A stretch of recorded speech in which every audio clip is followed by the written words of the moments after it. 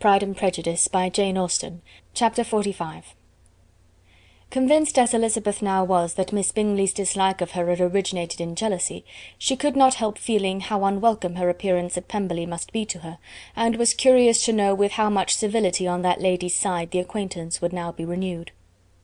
On reaching the house, they were shown through the hall into the saloon, whose northern aspect rendered it delightful for summer. Its windows opening to the ground admitted a most refreshing view of the high woody hills behind the house, and of the beautiful oaks and Spanish chestnuts which were scattered over the intermediate lawn. In this house they were received by Miss Darcy, who was sitting there with Mrs. Hurst and Miss Bingley, and the lady with whom she lived in London. Georgiana's reception of them was very civil, but attended with all the embarrassment which, though proceeding from shyness and the fear of doing wrong, would easily give to those who felt themselves inferior the belief of her being proud and reserved. Mrs. Gardiner and her niece, however, did her justice, and pitied her.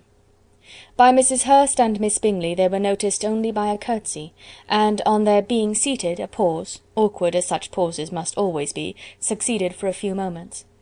It was first broken by Mrs. Annesley, a genteel, agreeable-looking woman, whose endeavour to introduce some kind of discourse proved her to be more truly well-bred than either of the others, and between her and Mrs. Gardiner, with occasional help from Elizabeth, the conversation was carried on. Miss Darcy looked as if she wished for courage enough to join in it, and sometimes did venture a short sentence when there was least danger of its being heard. Elizabeth soon saw that she was herself closely watched by Miss Bingley, and that she could not speak a word, especially to Miss Darcy, without calling her attention. This observation would not have prevented her from trying to talk to the latter, had they not been seated at an inconvenient distance, but she was not sorry to be spared the necessity of saying much. Her own thoughts were employing her. She expected every moment that some of the gentlemen would enter the room. She wished, she feared, that the master of the house might be amongst them, and whether she wished or feared it most, she could scarcely determine.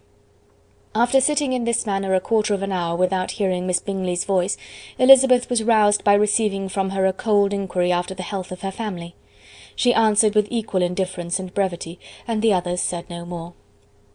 The next variation which their visit afforded was produced by the entrance of servants with cold meat, cake, and a variety of all the finest fruits in season, but this did not take place till after many a significant look and smile from Mrs. Annesley to Miss Darcy had been given, to remind her of her post. There was now employment for the whole party, for though they could not all talk, they could all eat, and the beautiful pyramids of grapes, nectarines, and peaches soon collected them around the table. While thus engaged, Elizabeth had a fair opportunity of deciding whether she most feared or wished for the appearance of Mr. Darcy, by the feelings which prevailed on his entering the room, and then, though but a moment before she had believed her wishes to predominate, she began to regret that he came. He had been some time with Mr. Gardiner, who, with 2 or 3 other gentlemen from the house, was engaged by the river, and had left him only on learning that the ladies of the family intended a visit to Georgiana that morning. No sooner did he appear than Elizabeth wisely resolved to be perfectly easy and unembarrassed, a resolution the more necessary to be made, but perhaps not the more easily kept, because she saw that the suspicions of the whole party were awakened against them, and that there was scarcely an eye which did not watch his behaviour when he first came into the room. In no countenance was attentive curiosity so strongly marked as in Miss Bingley's, in spite of the smiles which overspread her face whenever she spoke to one of its objects, for jealousy had not yet made her desperate, and her attentions to Mr. Darcy were by no means over. Miss Darcy, on her brother's entrance, exerted herself much more to talk, and Elizabeth saw that he was anxious for his sister and herself to get acquainted, and forwarded as much as possible every attempt at conversation on either side. Miss Bingley saw all this likewise, and in the imprudence of anger took the first opportunity of saying, with sneering civility, "Pray, Miss Eliza, are not the shire militia removed from Meryton? They must be a great loss to your family." In Darcy's presence she dared not mention Wickham's name, but Elizabeth instantly comprehended that he was uppermost in her thoughts, and the various recollections connected with him gave her a moment's distress, but exerting herself vigorously to repel the ill-natured attack, she presently answered the question in a tolerably detached tone. While she spoke, an involuntary glance showed her Darcy, with a heightened complexion, earnestly looking at her, and his sister, overcome with confusion, and unable to lift up her eyes. Had Miss Bingley known what pain she was then giving her beloved friend, she undoubtedly would have refrained from the hint, but she had merely intended to discompose Elizabeth by bringing forward the idea of a man to whom she believed her partial, to make her betray a sensibility which might injure her in Darcy's opinion, and perhaps to remind the latter of all the follies and absurdities by which some part of her family were connected with that corps.